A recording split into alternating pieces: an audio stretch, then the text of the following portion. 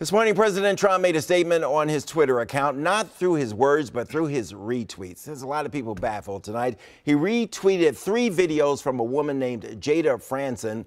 She's the leader of this group called the Britain's First. That's a far-right, ultranationalist British political organization.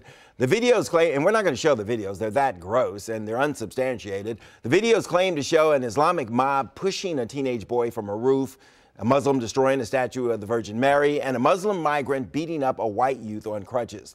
Today, reporters asked the White House press secretary, Sarah Huckabee Sanders, what was the president in his intent in showing these videos?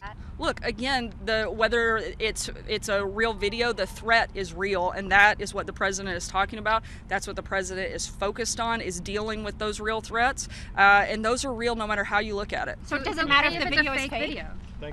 Look, I'm not talking about the nature of the video. I think you're focusing on the wrong thing. The threat is real, and that's what the president is talking about, is the need for national security, the need for military spending, and those are very real things. There's nothing fake about that.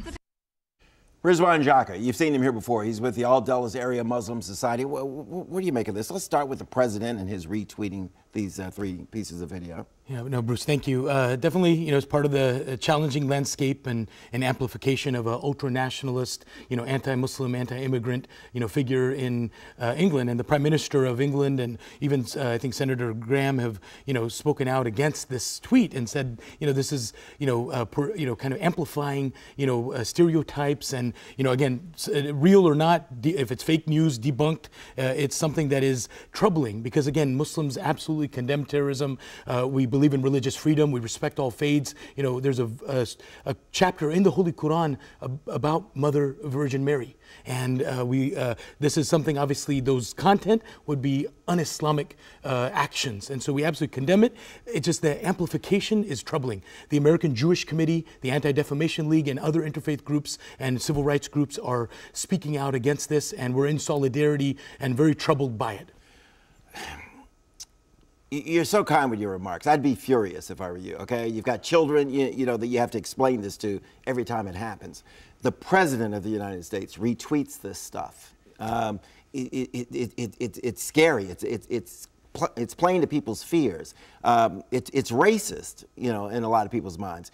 Do you see it that way? Yeah, I know, absolutely. I mean, it's something that, this type of retweeting of anti-Semitic content in the past, anti-Muslim content, it's kind of a pattern, and it's unfortunate. Yes, it is troubling, and, God tells us in the Quran, you respond to bad with good. So we teach our children, we teach our community that we must respond with good, so we respond with love. So we ask that the president tweet positive messages about American Muslims, like American Muslims that are serving this country, American Muslims that have given their life for this country. And we want also, next week we're doing Christian, Muslim, Jewish, helping those in need. We want to we ask the president to amplify those stories, not these negative stories that are representing a fringe extremists, and we reject those extremists or those types of people. So why do you suppose the president isn't doing this? He must have this information that you just laid out in a well put together litany. Why do you suppose the president chooses to retweet what he did this morning and not some of the things you talk about, the military service? I mean, we can go down the list. I mean, why do you suppose the president takes the position that he does?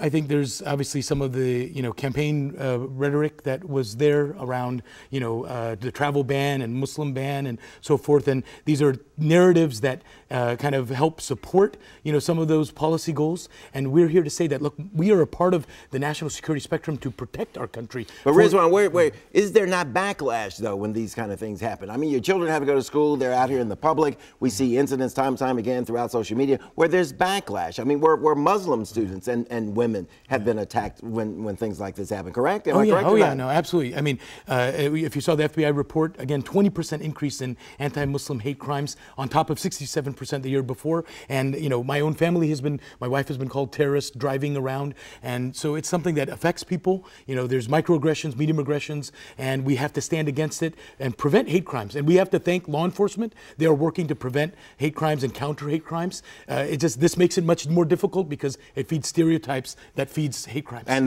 the president shouldn't be making it this much more difficult. Rizwan, thanks a lot for coming. Thank you. Really Peace be with you. Okay, Truly appreciate it, sir.